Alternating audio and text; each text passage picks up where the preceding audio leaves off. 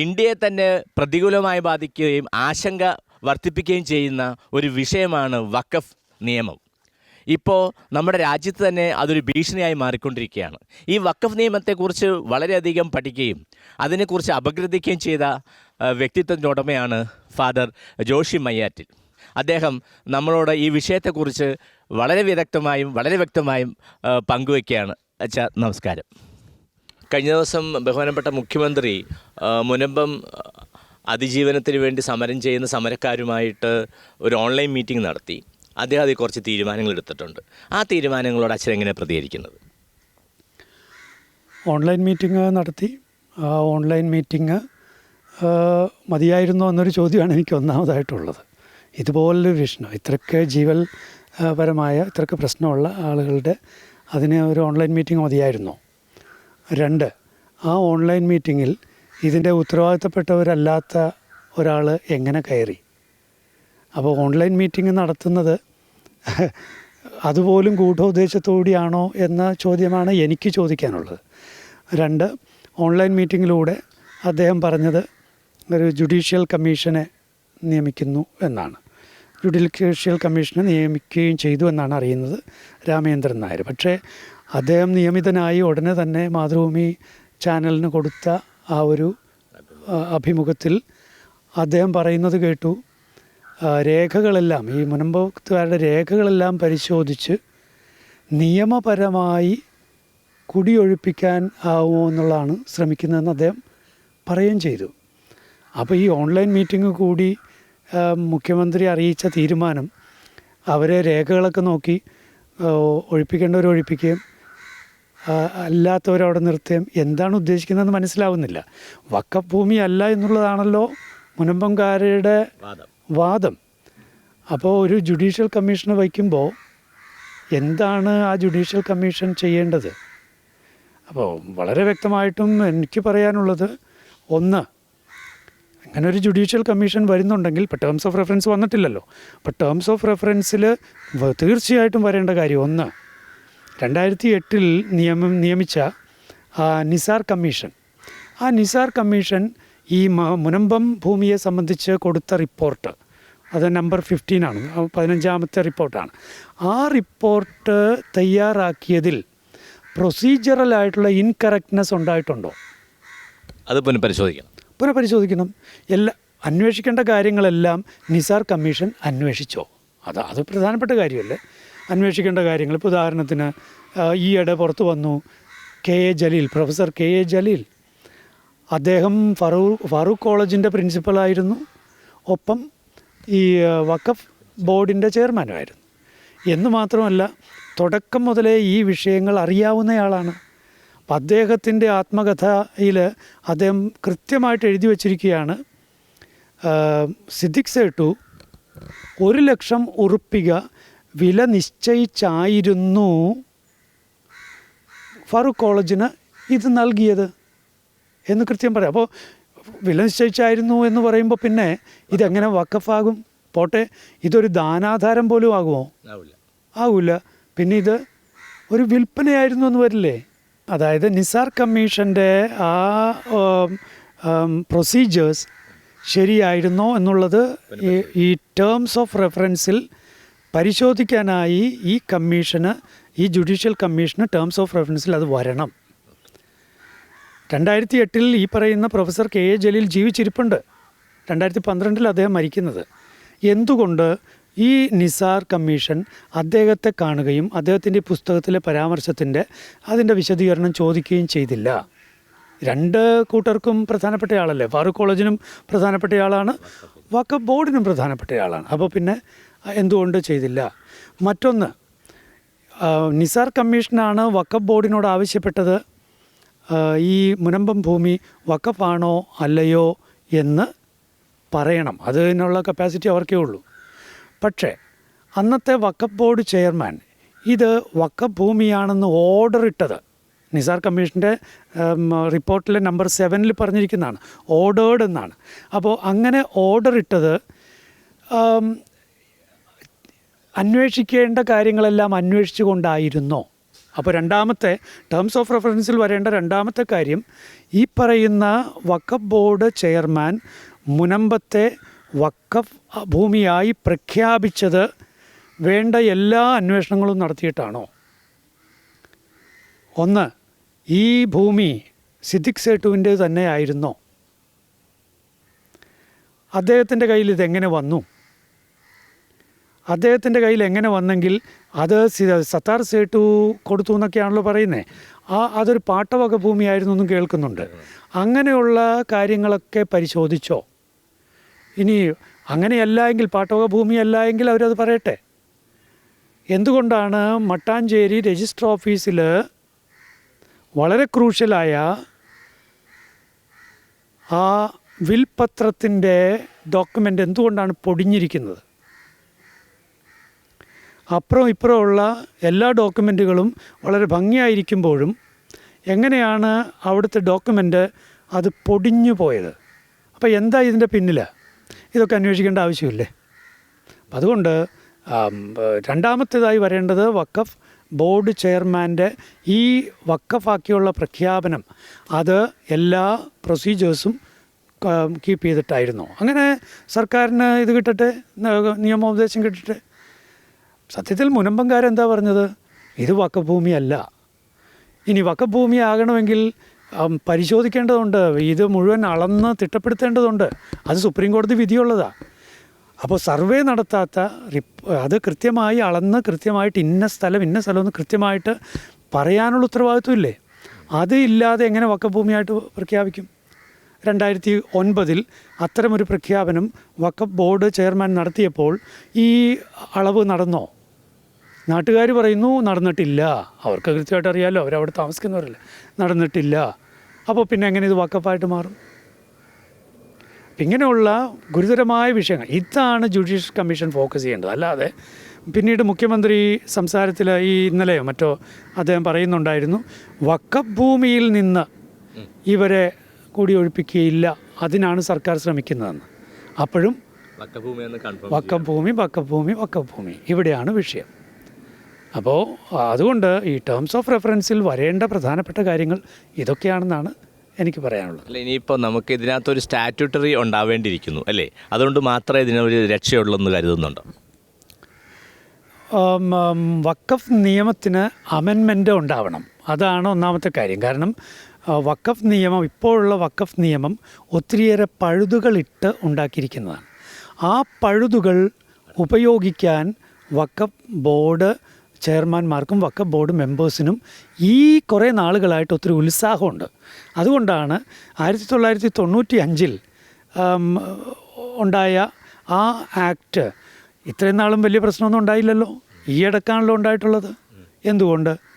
എന്തുകൊണ്ട് ഈ പഴുതുകളിട്ട് നിർമ്മിച്ചിട്ടുള്ള ഈ നിയമം റാഡിക്കലൈസ്ഡ് ആയിട്ടുള്ള ആളുകൾ അത് ഉപയോഗിക്കുന്നു. ഇതാണ് അതിൻ്റെ പ്രശ്നം, അടിസ്ഥാനപരമായ പ്രശ്നം. റാഡിക്കലൈസ്ഡ് ആയിട്ടുള്ള ആളുകൾ പഴുതുകളിട്ട് ഉണ്ടാക്കിയ, പണ്ട് കോൺഗ്രസ് സർക്കാർ ഉണ്ടാക്കിയ ആ നിയമത്തെ ഇപ്പോൾ വളരെ തന്ത്രപൂർവ്വം ഉപയോഗിക്കാൻ ആരംഭിച്ചിരിക്കുന്നു. ഞാനൊരു കാര്യം പറയട്ടെ. ഇപ്പോൾ വംസിയുടെ വഖഫ് അസറ്റ് മാനേജ്മെൻറ്റ് സിസ്റ്റം, അതിൻ്റെ നെറ്റിൽ കണ്ടല്ലോ, ചെല്ലാനം. നമ്മളെല്ലാവരും കണ്ടതല്ലേ? എല്ലാവരും ഈ സൈറ്റിൽ കയറി കണ്ടതാണ്. ചെല്ലാനം എന്ന പേര് അവിടെ കണ്ടു. അതിൻ്റെ മാനേജരായിട്ട് അവിടെ കൊടുത്തിരിക്കുന്നത് എടക്കൊച്ചിയിലുള്ള ആ ഒരു മുസ്ലിം മോസ്ക്, അതിൻ്റെ ടീമിനെയാണ്. ഇനി ചെല്ലാനം എന്ന് പറഞ്ഞതേ ഉള്ളൂ. ചെല്ലാനത്തിൽ എവിടെ, ഏതു സ്ഥലം, അതിൻ്റെ രജിസ്ട്രേഷൻ നമ്പർ എത്ര, ഇതൊന്നും അവിടെ കൊടുത്തിട്ടില്ല. ഈ ദിവസങ്ങളിൽ ചെല്ലാനംകാർ ഇത് കേട്ട് പരിഭ്രാന്തരായി. ഇത് ഇന്ത്യ ഒട്ടാകെ പരിഭ്രാന്തിയിലാണെന്നേ.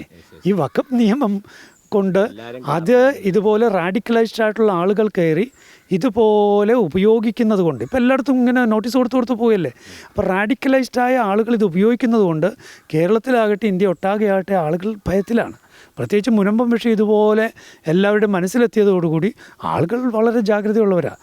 ചെല്ലാനത്ത് നിന്ന് 3 പേര് ഈ ദിവസങ്ങളിൽ എടക്കൊച്ചിയിൽ ഈ അദ്ദേഹത്തെ കണ്ടു.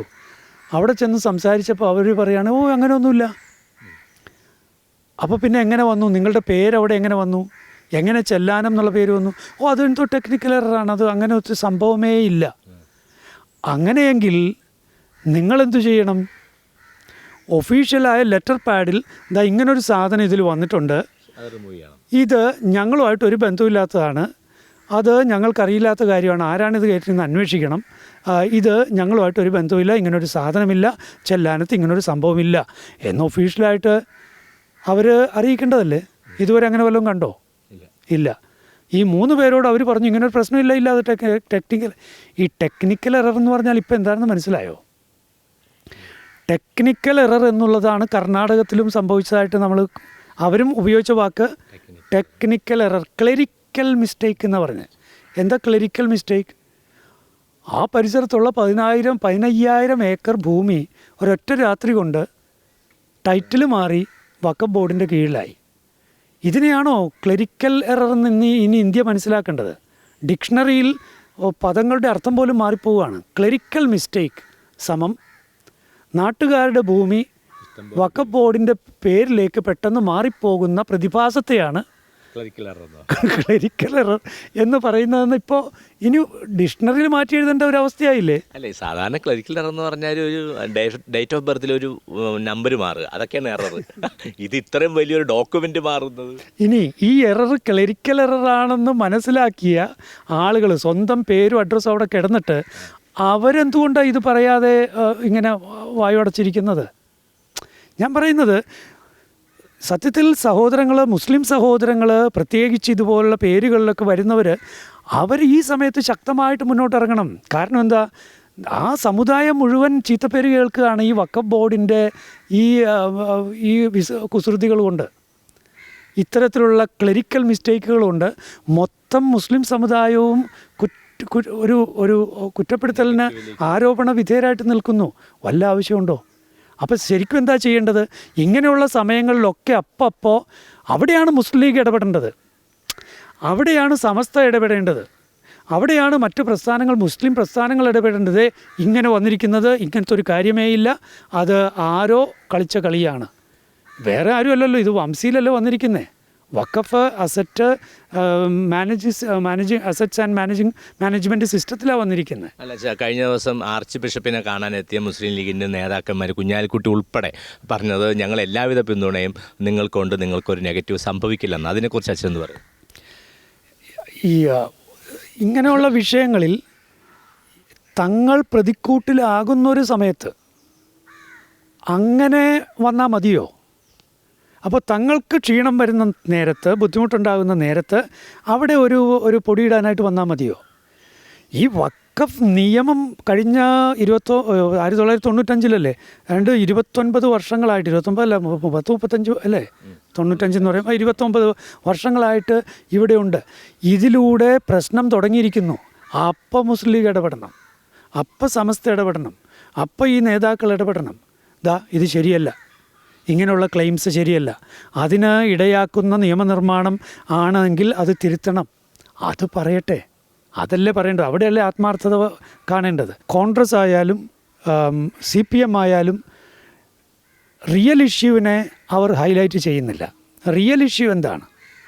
വഖഫ് ആക്റ്റിൽ പഴുതുകളിട്ട് നിർമ്മിച്ച വഖഫ് ആക്റ്റാണിത് എന്നുള്ളതും അതിനെ ദുരുപയോഗിക്കാൻ റാഡിക്കലൈസ്ഡ് ആയിട്ടുള്ള ആളുകൾക്ക് സാധിക്കുമെന്നുള്ളതാണ് ഇന്നത്തെ റിയാലിറ്റി. ആ റിയാലിറ്റിയെ CPM-ഓ കോൺഗ്രസ്സോ അഡ്രസ്സ് ചെയ്യുന്നില്ല. അതുകൊണ്ട് തന്നെ ഇവർ പറയാൻ ശ്രമിക്കുന്നത് എന്താണ്? ഇവർ പറയാൻ ശ്രമിക്കുന്നത് വഖഫ് നിയമത്തിന് ഈ മുനമ്പം വിഷയവുമായി ബന്ധമില്ല എന്നാണ്. അതുകൊണ്ട് തന്നെയാണ് ഇവർ നിയമസഭയിൽ പാസ്സാക്കിയത്, എല്ലാവരും ചേർന്ന് പാസ്സാക്കിയത്, ഈ വഖഫ് ആക്ട് ഭേദഗതി വരുത്താൻ പാടില്ല. ഇപ്പോൾ പാർലമെൻറ്റിൽ ഭേദഗതിക്കുള്ള ചർച്ചകൾ നടക്കുകയാണ്. ഇന്നലെ ഞാനത് മുഴുവൻ കേട്ടു. കിരൺ റിജിജുവിൻ്റെ അവതരണമൊക്കെ കേട്ടു. വളരെ ഭംഗിയായിരിക്കുന്നു. സത്യത്തിൽ ഞാൻ പറയുന്നത്, ഞാനൊരു 3 വർഷമായി നിങ്ങളോട് തന്നെയാണ്, ഷെക്കിന 3 മാസമായി ഷെക്കിന TV-യോട് തന്നെയാണെന്ന് പറഞ്ഞത്. നരേന്ദ്രമോദി സർക്കാർ കൊണ്ടുവരുന്ന ഭേദഗതി അതുപോലെ തന്നെ നടപ്പിലാക്കണമെന്ന് ഇവിടെ ഒരാളും പറയുന്നില്ല. പക്ഷേ നരേന്ദ്രമോദി കൊണ്ടുവന്ന ഭേദഗതിയെ തള്ളിപ്പറയാൻ നിങ്ങളുടെ ഭേദഗതി നിർദ്ദേശങ്ങൾ മുന്നോട്ട് വയ്ക്കൂ. നിങ്ങൾ നിയമങ്ങൾ പഠിച്ച് ആ നിയമത്തിൽ പ്രശ്നമുള്ളത് തിരിച്ചറിഞ്ഞ് ആ നിയമം തിരുത്തണമെന്ന് നിങ്ങൾ പറയൂ. ബദൽ രേഖ, ഭേദഗതിയുടെ ബദൽ രേഖ അവതരിപ്പിക്കാൻ ഇവിടുത്തെ UDFും ഇവിടുത്തെ LDFും ഇതുവരെ തയ്യാറായിട്ടില്ല എന്നതിൽ നിന്ന് തന്നെ ഇവരുടേത് ആത്മാർത്ഥതയില്ലാത്ത ഏർപ്പാടാണ് എന്ന് വ്യക്തം. 2, വോട്ട് ബാങ്കിനെ പ്രീണിപ്പിക്കുക എന്നുള്ള ഒറ്റ നിലപാടാണ് ഈ 2 കൂട്ടർക്കും ഉള്ളത് എന്നതും വ്യക്തം. അല്ല, ഭാവിയിൽ ഇവർക്കും അത് ബാധിക്കില്ല അങ്ങനെയാണെങ്കിൽ? എന്താ സംശയം? ഈ പറയുന്ന ഇവരുടെ ആസ്ഥാന മന്ദിരങ്ങൾ പോലും വഖഫ് ക്ലെയിമിൽ വരാം. അപ്പോൾ സന്തോഷത്തോടെ ഇറങ്ങണം എന്നേ ഉള്ളൂ. അല്ല, ഇപ്പോൾ കേന്ദ്ര സർക്കാരിൽ ഇതുപോലെ ബില്ല് വരുന്നു, ആ ബില്ലിന് അമെൻമെൻറ്റ് വരാൻ പോകുന്നു, അതിൽ വിശ്വാസമുണ്ടോ? എനിക്ക് അമെൻമെൻറ്റ് പാസ്സാകുമോ എന്നുള്ള കാര്യത്തിൽ സംശയമുണ്ട്, ആശങ്കയുണ്ട്. ഏതായാലും ഈ JPCക്ക് വിട്ടതും ഇത്രയധികം ചർച്ചകൾ നടന്നതും ഒക്കെ നന്നായി. പക്ഷെ എന്നിട്ട് പോലും പാർലമെൻറ്റിൽ അത് അവതരിപ്പിക്കുന്നത് താമസിപ്പിക്കണം എന്നാണ് കോൺഗ്രസ് ഉൾപ്പെടെയുള്ള പ്രതിപക്ഷ കക്ഷികൾ സ്പീക്കറോട് ആവശ്യപ്പെട്ടത്. എനിക്കത് കേട്ടപ്പോൾ വല്ലാത്ത അസ്വസ്ഥതയാണ് തോന്നിയത്. ഇത്രയും നാൾ ഇക്കാര്യത്തിൽ ഒരു അമെൻമെൻറ്റും വരുത്തണ്ട എന്ന് പറഞ്ഞവർ ഇപ്പോൾ പറയുകയാണ് അമെൻമെൻറ്റിനുള്ള ആ അവതരണം താമസിപ്പിക്കണം. ഇതുവരെ പഠിക്കാൻ തയ്യാറായാത്തവർ ഇനിയും പഠിക്കാൻ തയ്യാറാവില്ല എന്നാണ് എനിക്ക് പറയാനുള്ളത്. ഇവർക്കാവശ്യം ഇത് ഈ പാർലമെൻ്ററി കമ്മിറ്റി ഈ പാർലമെൻറ്റിൽ അവതരിപ്പിക്കാതെ നീട്ടണം. അടുത്തതിൽ അവർ വേറെ എന്തെങ്കിലും തട്ടാമുട്ടി ന്യായമായിട്ട് വരും. ഇങ്ങനെ ഇത് നീട്ടി കൊണ്ടുപോവുക, ഇപ്പോഴുള്ള ഈ അധിനിവേശ ശ്രമങ്ങൾക്കെല്ലാം കുട പിടിച്ചു കൊടുക്കുക. അതിനുവേണ്ടി തന്നെയാണ് പ്രതിപക്ഷ കക്ഷികൾ ഇങ്ങനൊരു കാര്യം പറയുന്നത്. അപ്പോൾ ഇത് പാസ്സാകുമോ എന്നുള്ള കാര്യത്തിൽ എനിക്ക് ആശങ്കയുണ്ട്. 2, ചർച്ചകൾ നടക്കട്ടെ, ഗൗരവമായ ചർച്ചകൾ നടക്കട്ടെ. അതിൽ നിന്ന് ഏറ്റവും ഇന്ത്യൻ ഭരണഘടനയ്ക്ക് മുകളിൽ ശരിയത്ത് നിയമം പോകാത്ത പേഴ്സണൽ ലോ ഭരണഘടനയുടെ കീഴിൽ പാലിക്കാൻ കഴിയുന്ന ഒരു ഭേദഗതി വരട്ടെ. പേഴ്സണൽ ലോ ആണല്ലോ വിഷയം. മുസ്ലിങ്ങൾക്ക് വഖഫ് എന്ന് പറയുന്ന മതാചാരമുണ്ട്, നല്ല കാര്യം. അത് നടപ്പിലാക്കാനും അത് കോർഡിനേറ്റ് ചെയ്യാനും ഒക്കെ ആയിട്ട് മുത്തവല്ലി സംവിധാനം, അതുപോലെ വഖഫ് ബോർഡ് സംവിധാനം, ഇതൊക്കെ ഉണ്ട്, നല്ല കാര്യം. പക്ഷേ അതിനുവേണ്ടി ഭരണഘടന വിഭാവനം ചെയ്യുന്ന പൗരന്മാരുടെ സ്വാതന്ത്ര്യവും പൗരന്മാരുടെ തുല്യതയും പൗരന്മാരുടെ പ്രോപ്പർട്ടി റൈറ്റും അവകാശങ്ങളും ഭരണഘടനാ ചൈതന്യം ഒക്കെ അതിനു മുന്നിൽ ബലി കഴിക്കണം എന്ന് പറയുന്ന വഖഫ് നിയമം അഥവാ ഭരണഘടനാ വിരുദ്ധമായ വഖഫ് നിയമം അത് തിരുത്തപ്പെടുക തന്നെ വേണം. ഇന്ത്യ ഒരു മതേതര രാഷ്ട്രമാണ്. ഇവിടെ ശരിയത്ത് നിയമമല്ല നമ്മുടെ ഭരണഘടനയായി വരേണ്ടത്. അല്ല സാർ, ഈ മുനമ്പൻ ജനതയ്ക്ക് അവരുടെ റവന്യൂ അവകാശങ്ങൾ തിരിച്ചു കൊടുക്കാം, അവർക്ക് അത് കൈവശം വെച്ച് ഉപയോഗിക്കാം, മറ്റ് വഖഫിൻ്റെ ഇടപെടൽ ഉണ്ടാവില്ല എന്നൊക്കെ ചില ഉറപ്പുകൾ മുഖ്യമന്ത്രി തന്നിട്ടുണ്ട്. അതിനെക്കുറിച്ച് അച്ഛൻ? അങ്ങനെയുള്ള ഉറപ്പുകളുടെ പിന്നിൽ നിൽക്കുന്നത് എന്താണ്? വഖഫ് ഭൂമിയാണെന്നുള്ളതല്ലേ? അത് തന്നെയാണ് ഞാൻ ചോദ്യം ചെയ്യുന്നത്. അപ്പോൾ അതുകൊണ്ട് ഈ ചോദ്യത്തിന് പ്രസക്തിയില്ല. ഞാൻ ചോദ്യം ചെയ്യുന്നത് മുനമ്പം വഖഫ് ഭൂമി അല്ല എന്ന മുനമ്പംകാരുടെ ഈ ഉത്തമ ബോധ്യം തെളിവുകളോടെയുള്ള ഞാൻ ദീപികയിൽ അവസാനം എഴുതിയ ആർട്ടിക്കിള് മുനമ്പം വഖഫ് ഭൂമി അല്ല എന്നാണ്. അത് ഞാൻ എങ്ങനെയാണ് പറഞ്ഞിട്ടുള്ളത്? ഈ ഇന്ത്യയിൽ നടന്നിട്ടുള്ള കോടതി വിധികളുടെ പിൻബലത്തോടെയാണ് പറഞ്ഞിട്ടുള്ളത്. അപ്പോൾ പിന്നെ എന്തിനാണ് ഈ പൊതിഞ്ഞു പിടിക്കാനായിട്ടുള്ള സർക്കാരിൻ്റെ ശ്രമം എന്തിനാണ്? അപ്പോൾ ഞാൻ കാണുന്നത് രക്ഷപ്പെടാനുള്ളൊരു മാർഗം. ഇന്നത്തെ ദീപിക പത്രത്തിലെ എഡിറ്റോറിയൽ വായിച്ചായിരുന്നോ? സുന്ദരമായ എഡിറ്റോറിയൽ ഈ വിഷയത്തിലുണ്ട്. ജുഡീഷ്യൽ കമ്മീഷനെ വെച്ച് സർക്കാർ തൽക്കാലം തടി തപ്പാനുള്ള പ്ലാനാണ്. ഇതങ്ങനെ നീണ്ടു പോകും. അതിനിടക്ക് പാർലമെൻറ്റിൽ ആ നിയമം പാസ്സായിക്കോളും. അപ്പോൾ ഞങ്ങൾ ചെയ്തിട്ടല്ല ഈ മുനമ്പം വഖഫ് ഭൂമി അല്ലാതായി മാറിയത്, അതൊക്കെ ഈ നിയമം മാറ്റം കൊണ്ടാണ് എന്ന് പറഞ്ഞ് കൈ കഴുകാനുള്ള ഒരു സമയം തേടൽ, അത് മാത്രമാണ് ഈ ജുഡീഷ്യൽ കമ്മീഷനെ വെച്ചതിലൂടെ ചെയ്തിരിക്കുന്നത്. 3 മാസം എന്ന് പറഞ്ഞപ്പോൾ തന്നെ ജുഡീഷ്യൽ കമ്മീഷൻ തന്നെ പറഞ്ഞു, ജസ്റ്റിസ് തന്നെ പറഞ്ഞു 3 മാസം കൊണ്ടൊന്നും ഇത് നടക്കില്ല എന്ന് മാത്രമല്ല, ഇതുവരെയുള്ള കമ്മീഷനുകളുടെ ഹിസ്റ്ററി ഒന്ന് പരിശോധിച്ച് നോക്കൂ. സർക്കാരിനെതിരായിട്ട് ഒരു കമ്മീഷൻ പോയിട്ടില്ല. ആ സർക്കാരിനെതിരായിട്ട് പോയിട്ടില്ലെന്ന് മാത്രമല്ല, JB Koshy commission 4 വർഷമായോ? JB Koshy commission 4 വർഷമായി ഈ സാധനമായിട്ട് നടക്കാൻ തുടങ്ങിയിട്ട്. ഇനി 1 വർഷം മുൻപാണ് ഇതിൻ്റെ റിപ്പോർട്ട് സർക്കാരിന് കൊടുത്തിട്ടുള്ളത്, അല്ലേ? ശരിയല്ലേ? 1 വർഷമായി. ഇത്രയും 4 വർഷമായിട്ട് ഒരിടത്തും എത്തിയില്ലല്ലോ. എന്താണ്, 1 മാസത്തിനുള്ളിൽ പഠിച്ച് റിപ്പോർട്ട് തരണം എന്നാണ് ഈ റിപ്പോർട്ടിനെ കുറിച്ച് പഠിക്കാനായിട്ട് വേറെ കൂട്ടരെ വെച്ചത്. 1 മാസം, ഇപ്പോൾ 1 വർഷമായില്ലേ? അപ്പോൾ ഇതൊക്കെയാണ് ജുഡീഷ്യൽ കമ്മീഷനുകളുടെ അവസ്ഥ എന്ന് ആർക്കറിയാൻ പാടില്ലാത്തേ. ഇത് ആരുടെ കണ്ണിൽ പൊടിയിടാനാണ് സർക്കാർ ശ്രമിക്കുന്നത്? ഫൈനലി ഇപ്പം സഭയും സമുദായവും ആവശ്യപ്പെടുന്നത് എന്താണ്? വളരെ വ്യക്തമായി ഒരു കാര്യമാണ്. മുനമ്പത്തെ ജനത്തിന് സമ്പൂർണ്ണ റവന്യൂ അവകാശം, അവിടെയുള്ള 610 പട്ടയങ്ങളുണ്ടല്ലോ, ആ 610 പട്ടയങ്ങൾക്കും സമ്പൂർണ്ണ റവന്യൂ അവകാശം തിരികെ കിട്ടുക. അതിന് സർക്കാർ ഇത് വഖഫ് ഭൂമിയല്ല എന്ന് കൃത്യമായി ഒരു ജുഡീഷ്യൽ അന്വേഷണങ്ങൾ വെച്ച് അത് വഖഫ് ഭൂമിയല്ല എന്നുള്ള സത്യം വഖഫ് ബോർഡ് അത് അംഗീകരിച്ച് വഖഫ് ട്രൈബ്യൂണലിൽ വിധിയുണ്ടാവണം, ഇത് വഖഫ് ഭൂമി അല്ല. അങ്ങനെ വന്നാലേ ഈ പറയുന്ന മുനമ്പംകാരുടെ വിഷയം മാറുള്ളൂ. പ്ലസ് മുനമ്പംകാരുടെ വിഷയം മാറുന്നത് കൊണ്ട് ഇന്ത്യൻ പൗരന്മാർ തൃപ്തരാകുമോ? ഇന്ത്യയുടെ മൊത്തം ഭരണഘടനയ്ക്ക് വിരുദ്ധമായി പോകുന്ന ഈ വഖഫ് നിയമം ഭേദഗതി വേണം, ശരിയായ ഭേദഗതി. നരേന്ദ്രമോദി ആഗ്രഹിക്കുന്നത് തെറ്റാണെന്ന് ഇവർക്ക് തോന്നുന്നുണ്ടെങ്കിൽ കറക്റ്റ് ചെയ്യാം. ശരിയായ ഭേദഗതിക്ക് വേണ്ടി കേരള സർക്കാരും നിലകൊള്ളണം. ഇപ്പോൾ നിയമസഭയിൽ പാസാക്കിയ ആ ഭേദഗതിക്കെതിരെയുള്ള ആ പ്രമേയം അത് നിയമസഭ പിൻവലിക്കണം. കാരണം അതോടുകൂടി മൊത്തം വെട്ടിലായിരിക്കുക ഇവർ. ഉള്ള നേരത്തെ അത് പിൻവലിച്ച് ഞങ്ങൾ ന്യൂട്രലായിട്ടുള്ള സ്റ്റാൻഡാണെന്ന് പറയുന്നതാണ് ഒരു മാന്യമായ രീതി. സത്യത്തിൽ ന്യൂനപക്ഷ വകുപ്പ് മന്ത്രി സർക്കാരിനെയും പ്രതിപക്ഷത്തെയും എല്ലാവരെയും വെട്ടിലാക്കി കളഞ്ഞു. ഈ ഒരു പ്രമേയം കൊണ്ടുവന്ന് അത് പാസ്സാക്കിച്ചെടുത്തതിലൂടെ വലിയൊരു അബദ്ധമാണ് കാണിച്ചിട്ടുള്ളത്. തീർച്ചയായിട്ടും പ്രേക്ഷകർ അറിയാൻ, ഈ വഖഫ് പ്രശ്നം നാടിനെയും രാജ്യത്തെയും പ്രതികൂലമായി ബാധിക്കുന്ന ഒന്നാണ്. അപ്പോൾ നമുക്ക് അച്ഛനോടൊപ്പം അച്ഛൻ്റെ ആശയങ്ങളെ, മുനമ്പത്തെ ജനങ്ങളുടെ സുരക്ഷ, അവരുടെ ജീവിതത്തിൻ്റെ നിലനിൽപ്പ് എല്ലാം ശാശ്വതമായി പരിഹരിക്കപ്പെടും ഈ പുതിയ അമെൻമെൻറ്റിലൂടെ എന്ന് പ്രത്യാശിക്കാം.